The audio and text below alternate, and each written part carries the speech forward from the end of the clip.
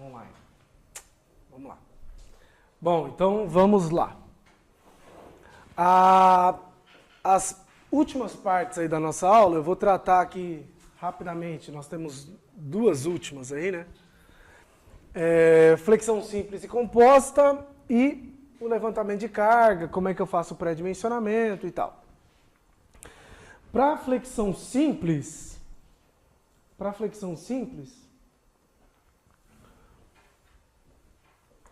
que é sem força axial, você não tem nenhuma força axial na sua barra, só tem momento fletor. Aqui eu vou usar novamente a lousa digital.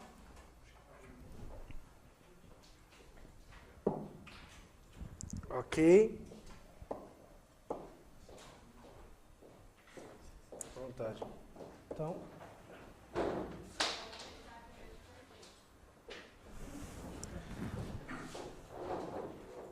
Despertar. Já? Pode fechar.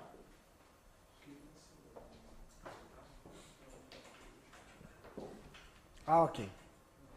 Então agora na flexão, o que você tem é o seguinte.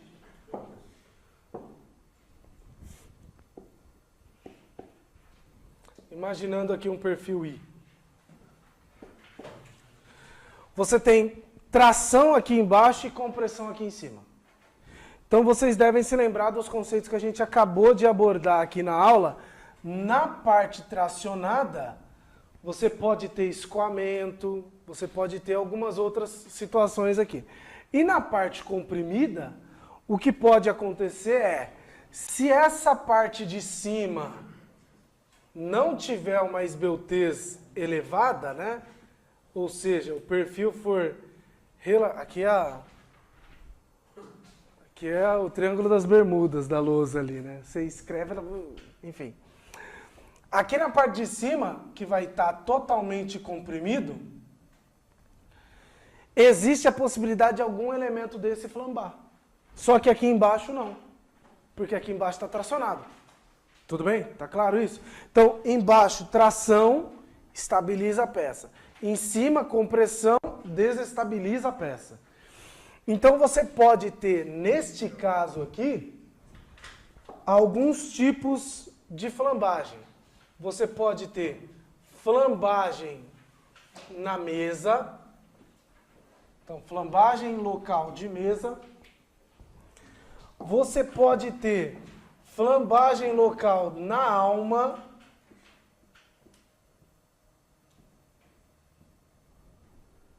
Que a norma, muito provavelmente nessa próxima versão, vai mudar isso, né? Vai colocar alguma instabilidade local na alma, enfim.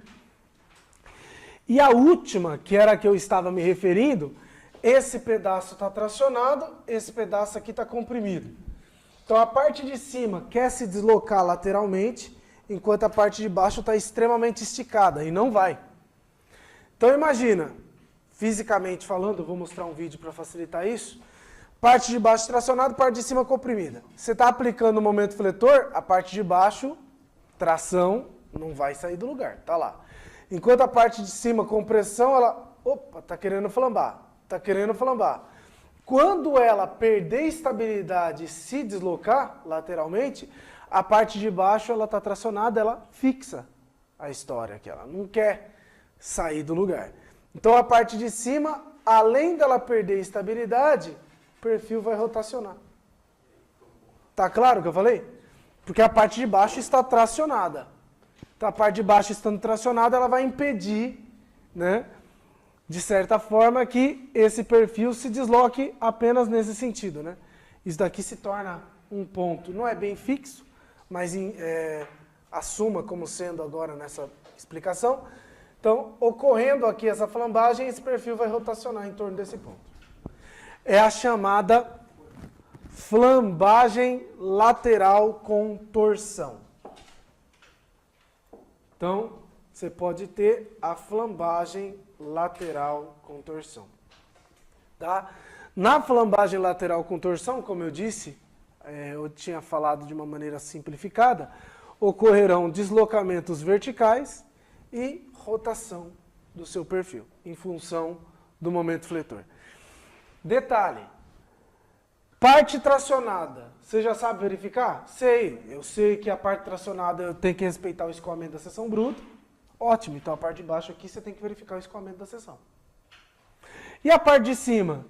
A parte de cima tem compressão, então eu posso ter flambagem. Ótimo, é isso mesmo. Então você vai ter que verificar a esbeltez dela. Assim como eu acabei de explicar em peças comprimidas. Então você vai ter que verificar esbeltez da mesa, esbeltez da alma, comparar com a esbeltez limite. O procedimento que eu havia dito é muito parecido. A única coisa que você vai ter aí algumas modificações são nos valores limites de esbeltez que a norma te dá. Bom, vamos voltar aqui então para o material. Que aqui eu deixei evidenciado quais são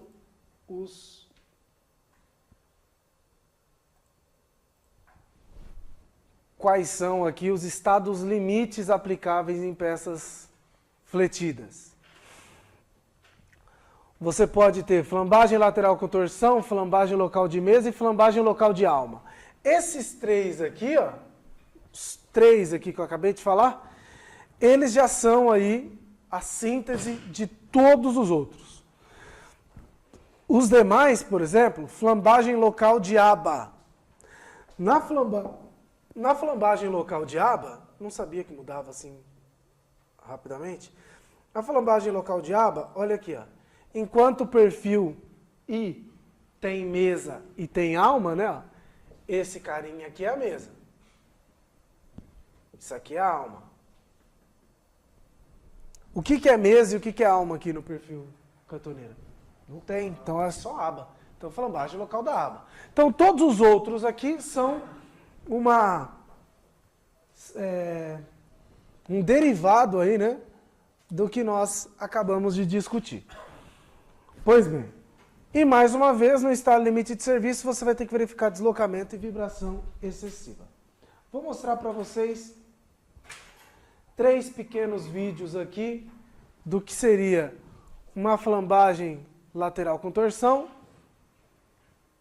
Então, você está aplicando um determinado carregamento aí, e em função disso o elemento vai perder estabilidade.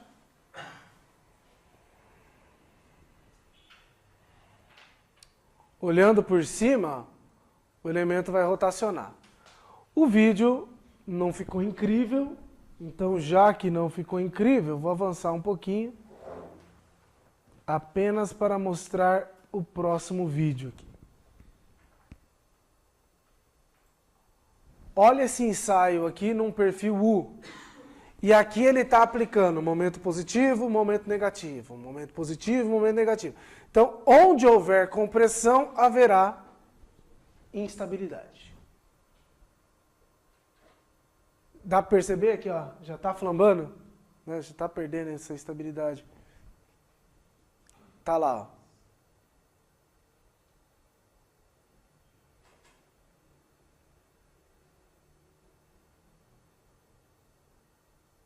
Bom, já deu para entender que a instabilidade lateral com torção existe e ela é bastante preocupante, assim.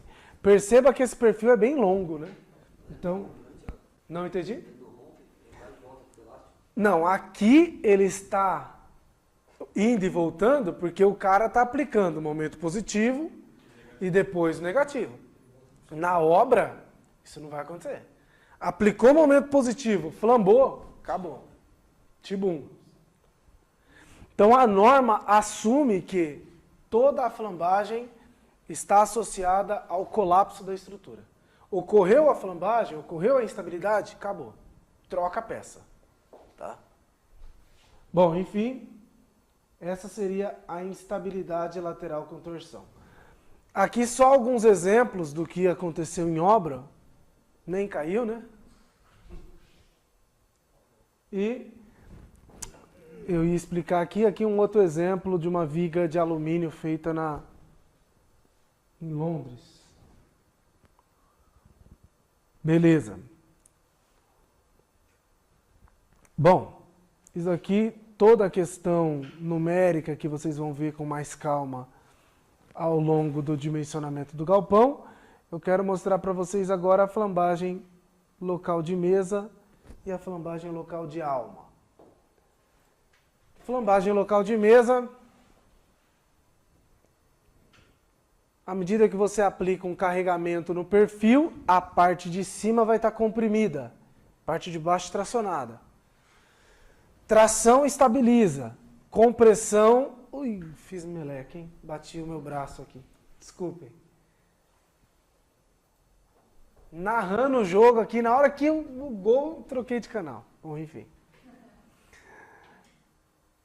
Aqui, parte comprimida aqui em cima, parte tracionada aqui embaixo. Na parte comprimida vai ter essa instabilidade local. Parte tracionada não, né? Tração estabilizante. Faz sentido isso? Tá tranquilo?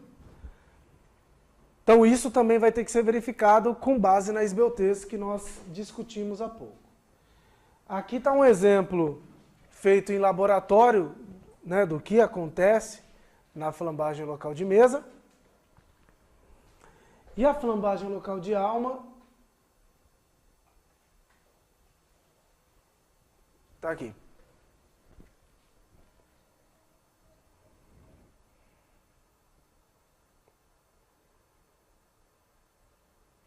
Aplica-se o carregamento no perfil e aí com isso vai ter aí uma certa ondulação aí na alma em função dos esforços solicitantes. Isso também tem que ser verificado. E quanto maior for esse perfil, pior é esse fenômeno. E além disso, se você tiver uma carga concentrada muito grande no perfil, uma carga vertical muito grande, o que pode acontecer é que isso aqui pode amassar, né? E aí, essa alma aqui, ela vai... Tá claro o que eu falei? Vai embarrigar, sim. Então, isso também tem que ser verificado. A flambagem por cortante.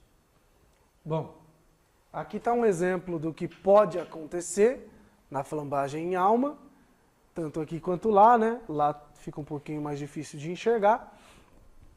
Então, esses fenômenos são os fenômenos que nós vamos avaliar ao longo do dimensionamento do nosso galpão. Quando a gente diz que quanto mais alta é a alma, né? Isso. Maior seria o esforço que ela resiste. Vamos lá. Maior é o esforço que ela resiste por conta da quantidade de material. Isso é verdade. Porém, quanto maior ela for, maior será a esbeltez dela. E aí mais molengona ela vai ficar. E aí, se você estiver aplicando uma carga de compressão nessa alma, imagina a mesa aqui, né? A alma aqui, você aplicou uma carga aqui e ela está apoiada. Quando você aplicar uma carga, isso daqui vai acontecer que nem acontece com a régua, por exemplo. Você aplica uma carga de compressão na régua, ela vai flambar lateralmente. É que tem que ser proporcional, né? A altura com a espessura. Exatamente, exatamente. Você pode aumentar ela. Se você não quiser aumentar a espessura, vai ocorrer o fenômeno que eu acabei de dizer. Eu não quero que aconteça isso e, vamos supor, eu não quero mexer na espessura da alma. Você vai ter que colocar algum enrijecedor. Você vai ter que colocar algum enrijecedor aqui. O enrijecedor, então, ele vem justamente nesta linha, né? A alma não está aguentando a carga vertical, ela vai flambar lateralmente, né? Vai perder estabilidade. Aí você coloca alguns elementos para conter esse deslocamento lateral. Se você mexer na altura e na espessura também, você pode manter a esbeltez constante. E aí, com isso, ela vai resistir mais. Entendeu? Exatamente. Por isso que nas passarelas ele faz isso, que eles diminuem a alma, mas coloca em XL, para quê? Para não tomar uma muito grande, senão ela perde a... Perfeito, perfeito. Ou então você pode, em vigas de pontes, por exemplo, em pontes metálicas você tem no miolo, aqui vamos supor, uma ponte com 26 metros. Nos apoios você tem um esforço cortante muito grande, enquanto no meio o esforço cortante é praticamente nulo. Então, no meio, a alma da viga pega tranquilamente o esforço cortante. Só que nos apoios, o esforço cortante é tão grande que às vezes, das duas uma, ou você faz a viga com uma alma, por exemplo, de espessura de 19, aqui no meio 16 e depois 19 de novo, entendeu? Ou se você não quiser por conta do trabalho que vai te dar, você pode deixar, um exemplo, tudo com 16 e colocar enrijecedores onde a alma terá problema de de perda de estabilidade, perdão. Perda de estabilidade e deslocamento lateral. Tiago, às vezes você tem que manda também, por exemplo, você tem uma viga, Sim. é o vão livre, né? Sim. Você pode não ter carregamento nenhum, mas se você tem um vão livre... É porque o vão, ele vai influenciar diretamente na flambagem lateral com torção. Quanto maior for o vão, e se ela não estiver travada, à medida que você colocar o carregamento, quanto maior for ela, maior será esse fenômeno, né, de flambagem lateral com torção. Percebam até no vídeo que eu havia mostrado para vocês, de flambagem lateral com torção, eu vou avançar um pouquinho. Olha lá, ó. Dá para ver que a flambagem lateral com torção ocorre, mas olha o tamanho da viga, destravada. Ela é longa, entendeu? Então, sim, o vão vai influenciar diretamente no nosso dimensionamento aqui.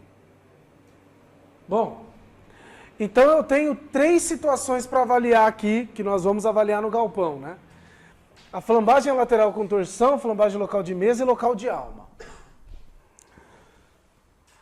O momento resistente do meu perfil vai ser o menor dentre os 3 casos. Então nós vamos calcular quanto que a peça resiste para a flambagem lateral com torção. Vamos supor 15. E aqui 10. E para a alma 12. Bom, 15, 10 e 12, o problema está na mesa, o perfil vai resistir 10. Tá claro? Então nós vamos ter que calcular os 3 para determinar qual é o momento resistente do meu perfil. Em suma, flexão simples é isso. Vocês vão ver em mais detalhes, né? Mais para frente, eu quis apenas fazer uma fundamentação teórica. Em cortante,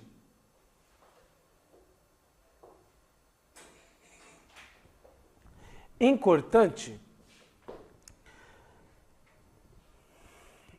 resistência dos materiais, vocês viram já que a tensão de cisalhamento, ela varia em função desses 4 fatores aqui.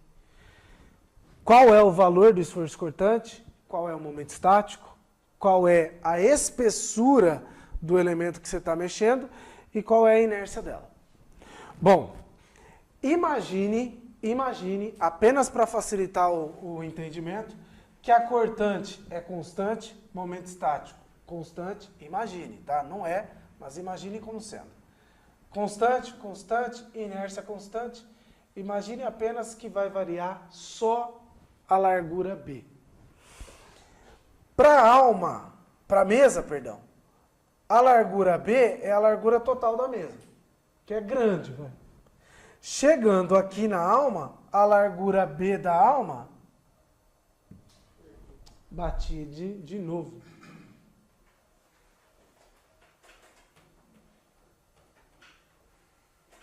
Aqui. Bom, a largura B da alma é muito pequenininha. Sendo esse valor aqui muito pequenininho, isso daqui explode. Fica muito grande. Então a variação das tensões de cisalhamento numa peça é mais ou menos isso aqui, ó. Perceba que ocorre uma variação abrupta da tensão quando você tem uma mudança de espessura. E nesse diagrama aqui, ó, já dá para você ver claramente que as tensões de cisalhamento maiores ficam concentradas aqui, ó. E as tensões na mesa são muito pequenas. Então, a favor da segurança, o que nós admitimos é que todo o cisalhamento fica na alma. E a flexão fica na mesa. Flexão, você precisa de um binário ali para resistir à tração e à compressão. Então você tem que colocar o material, quanto mais longe do centro de gravidade, melhor. Então por isso é que esses 2 elementos vão trabalhar a flexão. No cisalhamento, quanto menor a espessura aqui, maior vai ser a tensão de cisalhamento. Como a mesa tem uma, digamos, uma largura B grande, ela vai pegar uma tensão menor. Então você separa aqui, cortante é a alma que resiste, momento é a mesa que resiste. Fazendo isso, você consegue verificar qual é a cortante máxima, também chamada de cortante de plastificação, que é quando não ocorre flambagem e nada. A cortante de plastificação que a sua peça resiste, que é 0,6 da área da alma vezes a tensão de escoamento. E se houver ou não a presença de enrijecedores, isso vai influenciar no comportamento estrutural do seu elemento. Vamos dar uma observada aqui nesta situação. Ó, você tem uma carga aplicada e essa carga vai ter que caminhar por aqui, ó, até chegar no apoio. E aí, em função desse caminhamento de cargas, pode ocorrer essa ondulação na alma, chamada de flambagem por cortante. Tá bom? Apliquei uma carga aqui, essa carga vai ter que caminhar, né, até chegar no apoio. Beleza, isso daqui vocês vão ver também com mais calma. Os enrijecedores na alma, que foi a pergunta do Leandro, né? Ele vem com a finalidade de aumentar a capacidade resistente da alma, porque às vezes ela pode perder estabilidade, né? Se deslocar lateralmente, e aí você aumenta a inércia do conjunto, colocando elementos de travamento chamados enrijecedores. Esses elementos, a norma, ela propõe aí algumas recomendações. Dentre as recomendações, a primeira é a seguinte: se você quiser, você pode não colocar o enrijecedor até o fundo da viga. Você pode deixar um espaçamento de 4 a 6 TW. Nos apoios, é comum que você coloque o enrijecedor de fora a fora, mas no meio do vão, onde existe tração, é razoável você deixar isso daqui distante um do outro. Por quê? Imagine que você está tendo um momento fletor positivo e aqui está tendo muita tração. Você está tendo tração aqui, enquanto esse elemento está conectado lá embaixo. Vai aparecer uma concentração de tensões ali grande. Tá claro o que eu estou falando? Então, nessa região aqui vai aparecer uma concentração de tensões. Para você não, ou melhor, para você permitir um alívio dessas tensões, você não encosta esse elemento aqui. Isso é uma hipótese, uma ideia. Bom, a outra condição que a norma fala, que é bastante razoável, é você propor alguns chanfros. E esses chanfros aí, eles são interessantes por vários motivos. Dentre eles eu apresento 2. O primeiro motivo é numa hipótese dessa viga aqui estar submetida a, sei lá, chuva. Bom, chuva está aqui, você pode ter algum acúmulo de água. Se você tiver esse furo aqui, você permite que haja passagem de ar. E aí isso vai secar, tá? Então evita-se uma corrosão excessiva em pontos onde não há possibilidade de evaporação de água mais rapidamente, a estrutura metálica acaba sofrendo. Segundo ponto, que esse é importante também, imagine que esse perfil seja um perfil soldado. Se o perfil é soldado, já existe solda da fábrica.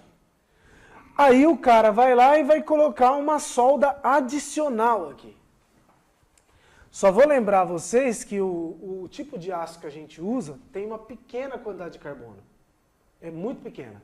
Varia entre 0,18% a um 0,30%. Vai. Ou seja, se a quantidade de carbono é pequena, não adianta você aquecer o material e falar que você vai temperar. Ah, vou resfriar rapidamente que ele vai temperar. Não acontece isso. Você pode até piorar as propriedades do seu material fazendo isso. Tá? Em função disso que eu acabei de falar, se a solda já veio de fábrica feita, bonitinha, não prejudica essa solda. Deixa ela bonitinha lá. faz um chanfro, o cara só solda aqui, solda aqui embaixo, mas não executa uma solda sobre a solda existente. Porque senão, na hora que você executar a solda, você vai aquecer aquele pedaço, e aí você pode ter um resfriamento não controlado e prejudicar essa região. Tá? Então é interessante que não seja feito isso. Bom, dito isso, dito essas recomendações, ótimo. Vão ter que verificar os deslocamentos também. Os deslocamentos nós vamos ver e as vibrações também.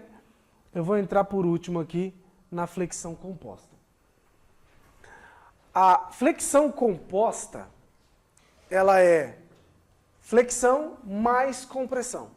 Então você tem uma carga axial mais um momento fletor. O que a norma brasileira faz? Vocês perceberam que a gente só veio piorando, né? Do início da aula até agora. Foi piorando no seguinte sentido, dificultando as coisas. Então, tração, escoamento, ruptura. Flexão, compressão. Eu não tenho só escoamento, eu tenho flambagem, eu tenho um monte de coisa para verificar. Flexão, também, tem flambagem, tem um monte de coisa para verificar. E agora, você tem flexão e compressão. Então, este caso aqui é o que mais acontece nas estruturas que todos nós projetamos. Galpão, pontes, qualquer estrutura aparece normalmente flexão composta e oblíqua.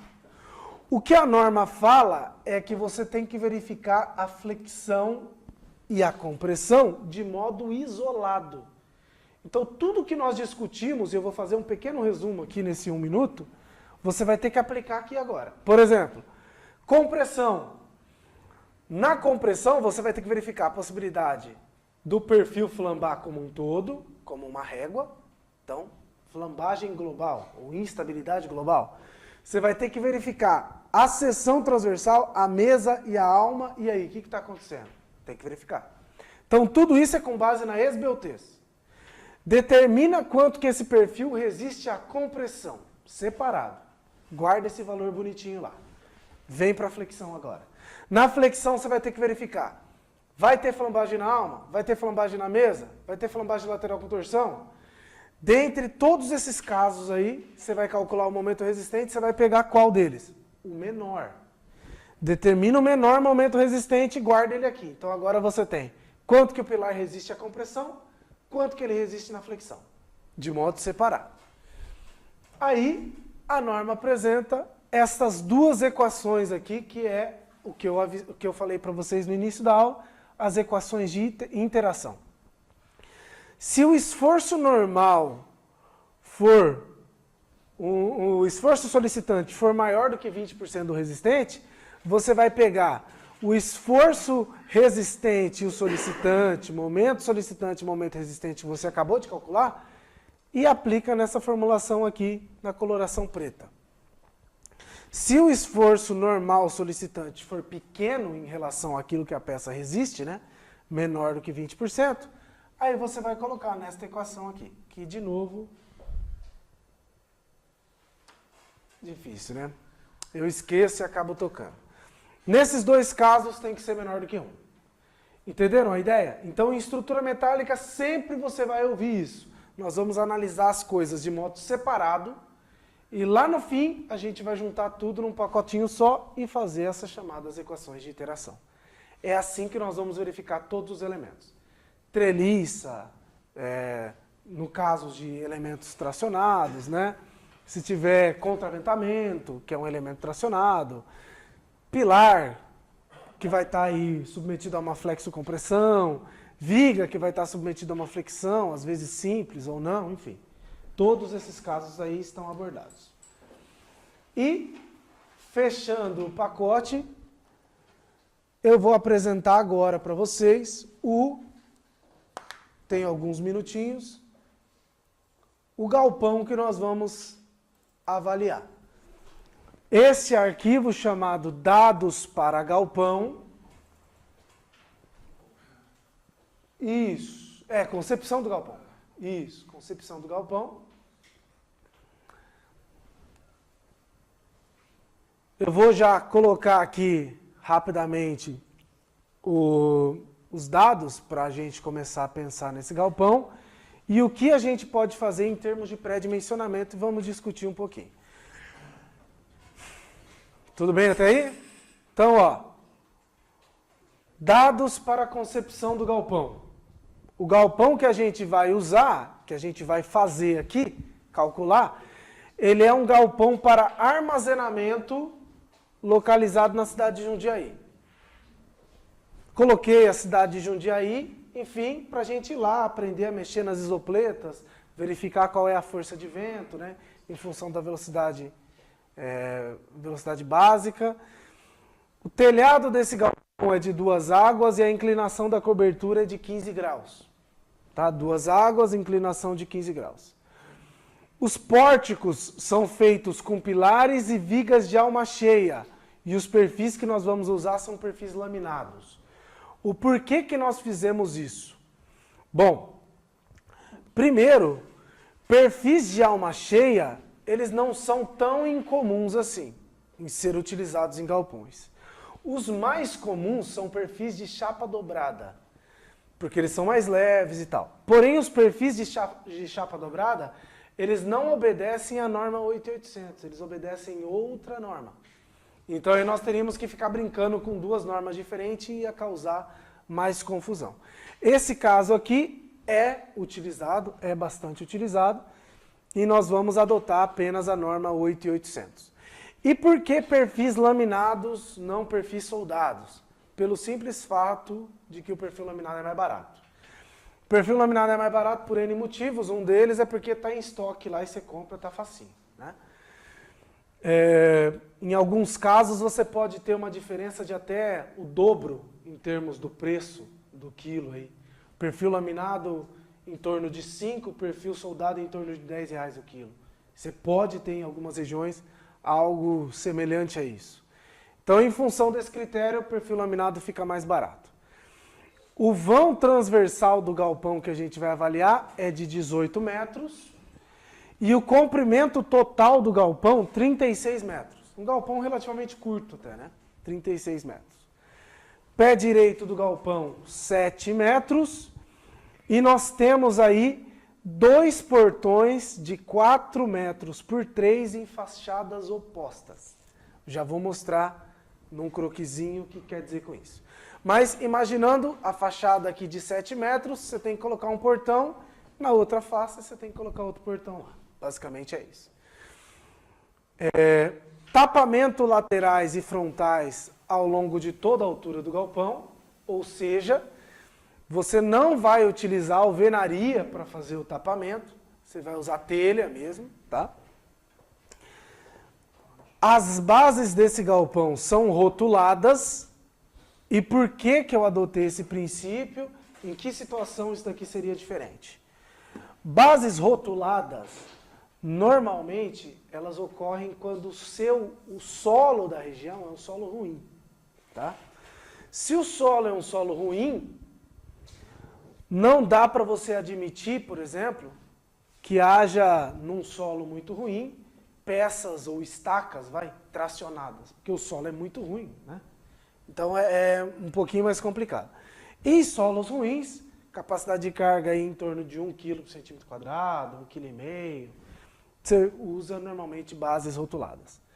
Para solos mais competentes, que tem um SPT grande ali, aí você pode utilizar bases engastadas, tá bom? Sistema de estabilização lateral desse galpão, nós vamos usar contraventamentos, que é o mais comum.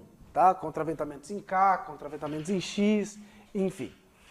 Sobre os contraventamentos, como o nosso galpão... Opa, não queria que saísse daqui, mas tudo bem. Como o galpão que nós estamos fazendo é um galpão de armazenamento, você tem uma leve diferença aí entre galpão industrial e galpão de armazenamento no que tange o contraventamento. Galpão de armazenamento, normalmente se adota contraventamento circular, redondo, barra redonda. Galpão industrial, você vai ver, o mais comum é perfil cantoneira, dupla cantoneira e tal, tá bom? Então, nesse caso especificamente, para a gente aprender a mexer com dimensionamento de barras redondas, esse contraventamento aqui veio a calhar. E o contraventamento vertical vai estar nos mesmos eixos do contraventamento no plano da cobertura.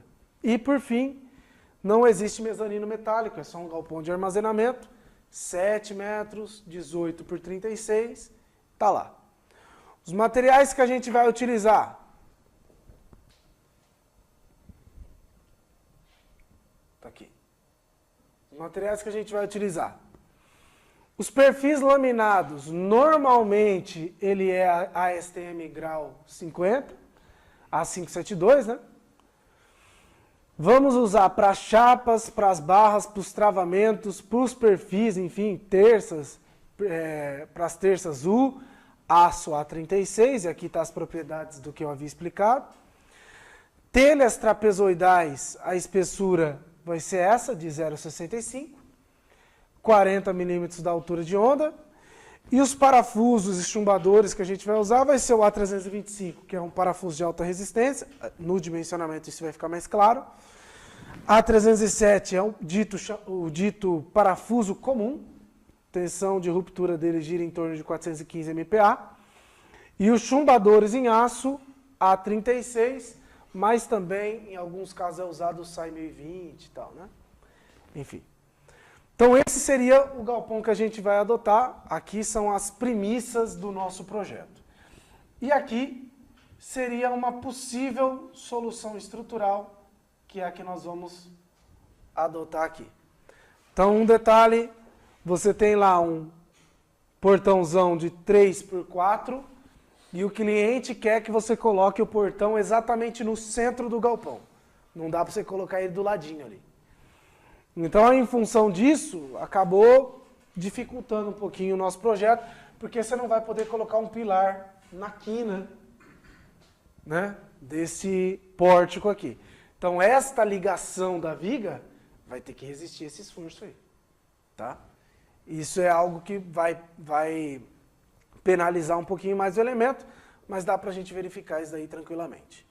Bom, estas ligações entre pilar e viga, nós vamos dimensioná-las como ligações rígidas, tá?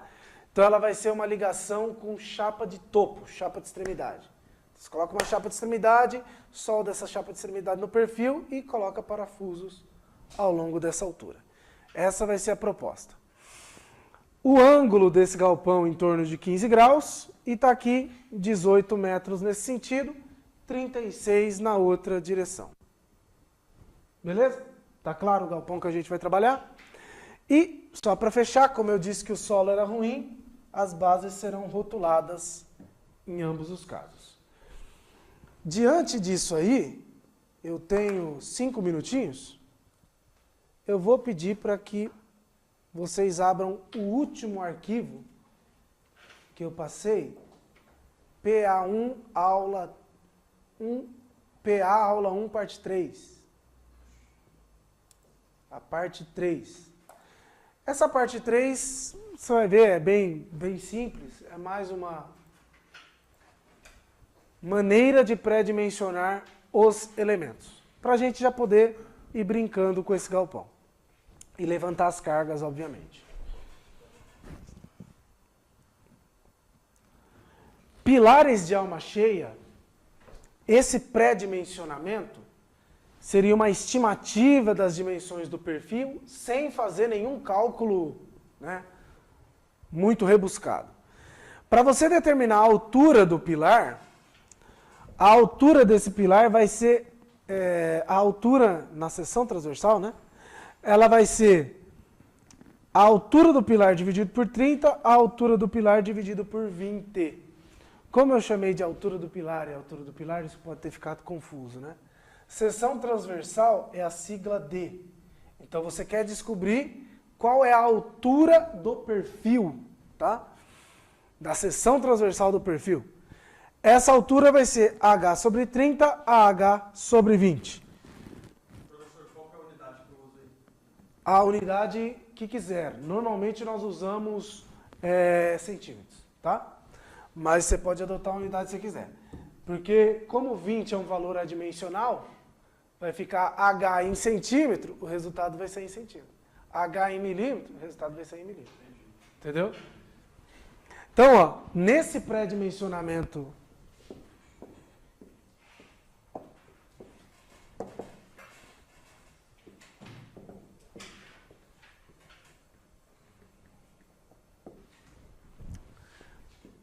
o pilar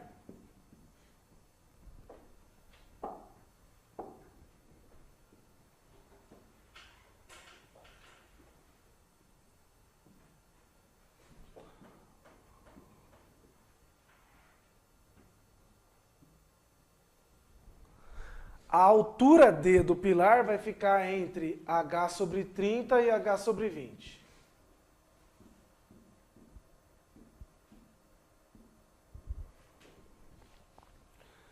Vocês devem se lembrar, eu acabei de ler, que o nosso galpão, ele será assim, né? E esse pilar aqui, ele tem 7 metros, ou 7.000 milímetros. Então aqui, fazendo as contas em centímetro, né? Pode ser em milímetros também.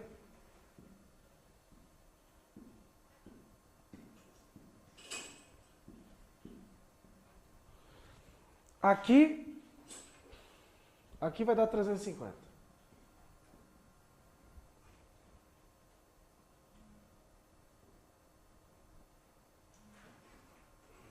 E aqui, alguém tem alguma calculadora? Possa fazer isso.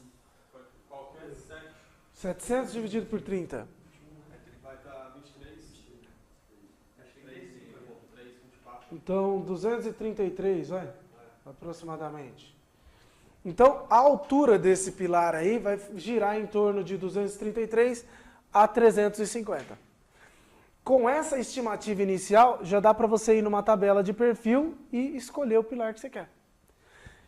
Esse pré-dimensionamento, de novo, você não sabe se ele vai passar, a gente não sabe ainda de nada disso.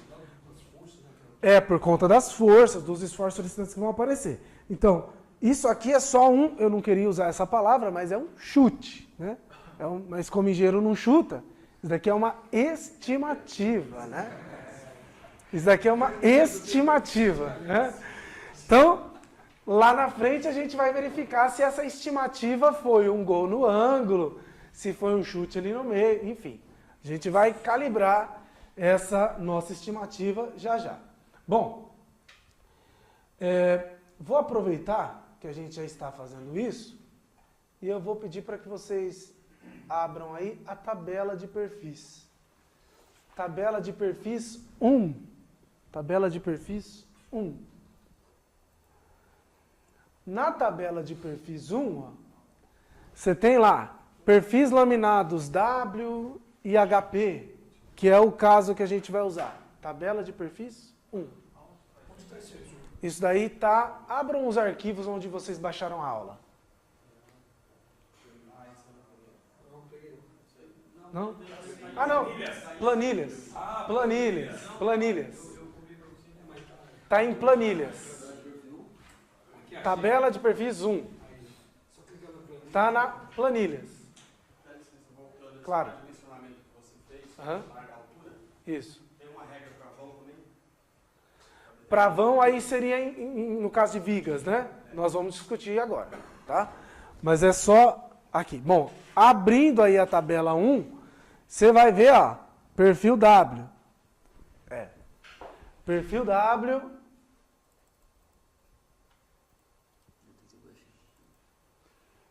E aí, nós calculamos em função da altura dele. D.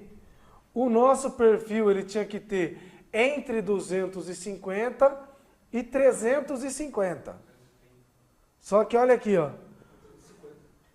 310 pula para 360. De 310 pula para 360. Não tem ainda um 350. Bom, o que eu sugiro que façam? Eu sugiro que vocês peguem o valor maior e verifiquem ele, tá? Para galpões leves, com cargas muito baixas, você até poderia pegar valores menores aqui, tá? Bom, além disso, se você for ver bem, olha aqui, ó. Perfil 310. Só que o projeto de estrutura metálica ele é vendido por peso do aço. Olha o peso por metro aqui, 117. É muita coisa. Então, ao invés de pegar um perfil 310 por 117, que vai pesar demais, você pode pegar, por exemplo, um 360 por 44. Ele é um pouquinho maior, pesa muito menos, né? E aí, em função disso, a gente vai ter que fazer essas verificações mais para frente. Eu vou escolher aqui esse carinha aqui, que eu acabei de falar.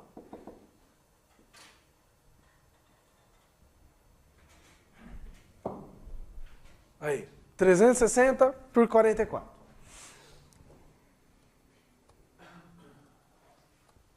Então aqui...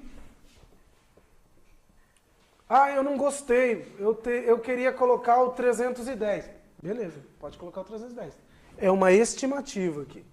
Então, W 360 por 44. Então, nesse primeiro pré-dimensionamento, já determinamos os perfis do pilar. Eu vou avançar para a viga. Para a viga, como o nosso pilar é de alma cheia, tá aqui, né? Nós temos outros casos de pilares. Se o pilar for treliçado, por exemplo, a altura B do pilar é dada entre H sobre 10 e H sobre 20. Você tem outros aqui. Se você tiver um pilar com seção variável, vamos supor que você vai colocar uma viga de ponte rolante aqui. Ó. Então você pode determinar a altura do pilar usando aquelas proporções ali em cima que eu coloquei. Bom, e se eu estiver trabalhando com vigas, o nosso caso não é viga treliçada, é uma viga de alma cheia, né? Que é esse caso aqui. Para uma viga de alma cheia, que foi a pergunta que você fez, se você estiver trabalhando com ponte rolante, o nosso caso não é esse, se você estiver trabalhando com ponte rolante e o vão for de 10 a 20 metros, a altura do seu perfil, o H vai ser L sobre 50 a L sobre 30. Então, vão de 20 metros, 20 dividido por 50, 20 dividido por 30. Essa seria a altura do perfil. O nosso caso, nós temos isso aqui, ó, sem ponte rolante, e o vão é 18 metros, ou seja, maior que 10. A altura estimada do nosso perfil vai ser entre L por 70 e L sobre 50. Então, vigas. Lembrando... Se ele é maior que 10, Certo. Certo. mas não Mas é que sem ponte rolante, com ponte rolante. Isso. Mas aí você está falando de maior que 10. Isso, porque... Vamos falar no caso de um vão menor. No caso de um vão menor, normalmente os caras acabam adotando mais treliças, porque é mais leve, né? Aí a treliça você viria para cá, ó. Porque assim, viga de alma cheia, ela é interessante, sim, só que os perfis treliçados acabam sendo mais competitivos, entendeu? Em termos de peso. Por mais que sejam, por exemplo, você vai fazer uma laje em cima, não, aí vamos alongar o pão. Não necessariamente. Você pode utilizar a treliça se você tiver uma laje de concreto em cima ou não. Não tem problema. Você tem que fazer uma análise estrutural conveniente para o seu caso. Mas pode ser feito se a treliça vai ou não aguentar. Exatamente. Tá. Para vigas com vão menor do que 10, você pode adotar em torno de L sobre 30, L sobre 50, já está bem razoável. E vai ter Tá? painel wall, sabe? Painel wall em cima, mas as cargas do painel wall... Mas você tem uma carga muito grande em cima do elemento? Vaso de planta, um guarda-corpo. Ah, mas vaso de planta, dependendo da pessoa... Quantos quilos é por metro quadrado? Porque se for algo... Porque assim, 50 uns 50 centímetros de solo ali, não que a pessoa vai colocar em tudo, vai. Tudo que eu calculei, Aham. eu cheguei numa altura de uma viga de 30, eu achei um absurdo. Tá, Pela norma, pela tabela. entendi. Eu fiz os cálculos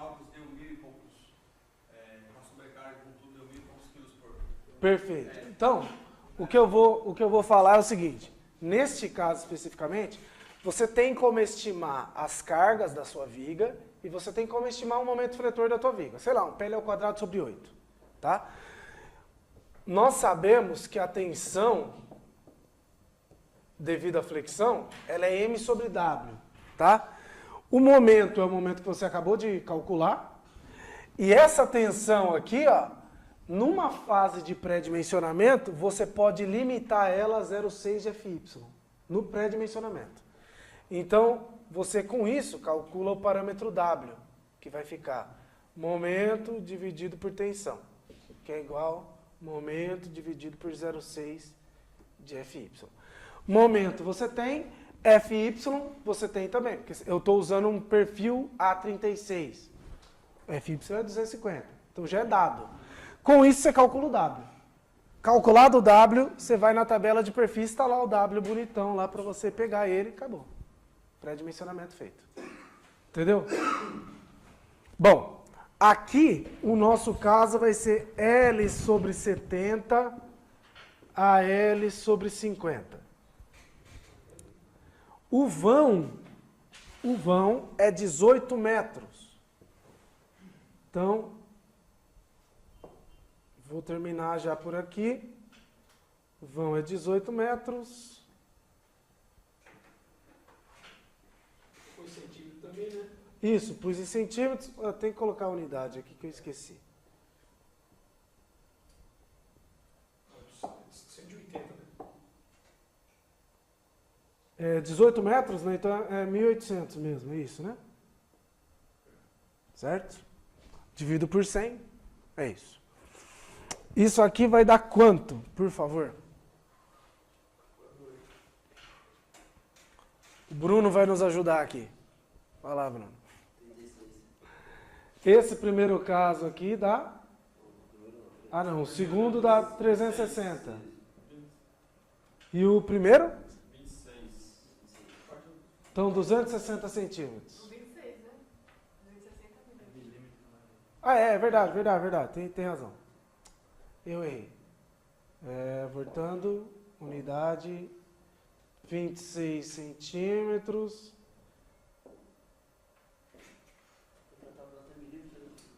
Não, eu acabei colocando a unidade incorreta aqui. E aqui...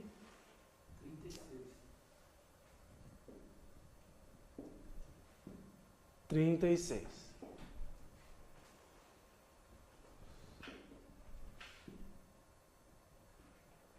Coloquei a unidade certa no outro? Vai que... Não coloquei.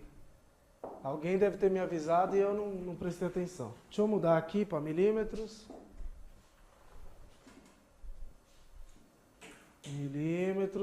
Milímetros. Agora sim. Bom, 260 milímetros a 360 milímetros.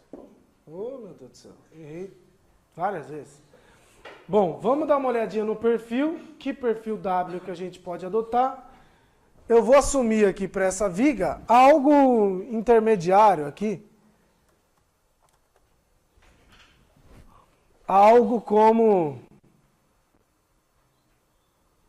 por exemplo, 310.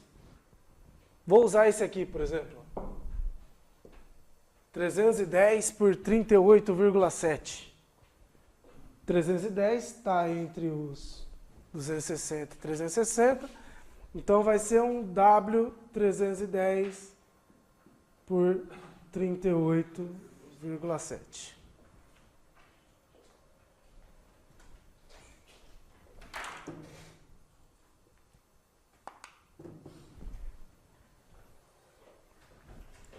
E antes de finalizar a aula, já vou finalizar já.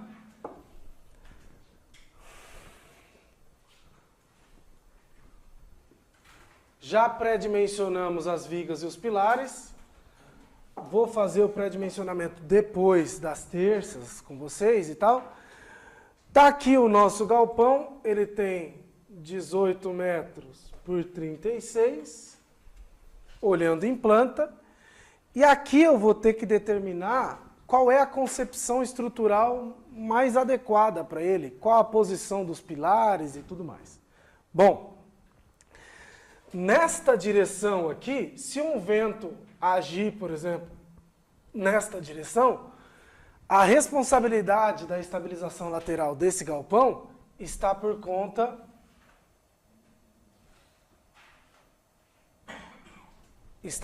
do pórtico. Então, já que está por conta do pórtico, o pilar deve ser posicionado de modo a ter uma inércia grande.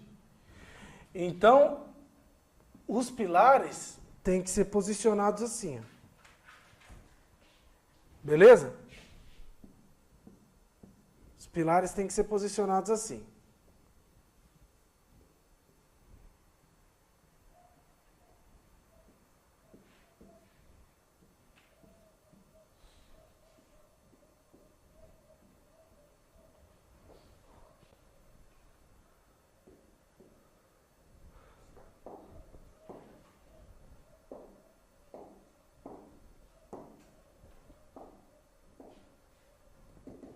Então, mas só que assim, o senhor também está fazendo uma perda de disposição dos pilares, mas o senhor ainda não tem certeza de quantos pilares vai colocar isso? Isso. O senhor ainda está no chute ainda. Aqui está um chute e eu vou colocar aqui. Você está indo pela tua experiência, certo? Não, ainda não. Ainda não. Coloquei um chute, coloquei aqui aleatoriamente e agora nós vamos discutir quantos pilares tem que ter e o porquê. Bom, aqui são os pilares dos pórticos principais. A posição, né? Isso, e a posição deles. Posição. Agora, qual deve ser a quantidade desses pilares? Bom, a distância entre pilares, ela gira em torno aí, até uns 12 metros, mais ou menos. Porém, você tem uma certa dificuldade quando você coloca distâncias maiores que 6 metros. Por causa do tamanho das vigas. Normalmente as modulações são de 6 ou 12. Se você não colocar distâncias de pilares de 6 metros, o que vai acontecer é que, vamos supor, uma viga chegou na tua obra com sei lá, 6 e você colocou a distância com 4, ela está um pouquinho maior. Na hora que você for colocar outra viga aqui, ó, vai ter que surgir uma emenda aqui. Ó, e essa emenda está fora do pilar. Isso complica um pouquinho o teu projeto. Como as modulações são entre 6 e 12, o mais adequado é você respeitar essas modulações para fazer o seu galpão. 6 ou 12 metros. O melhor seria... Exatamente. O melhor é 6 metros e é isso que nós vamos fazer.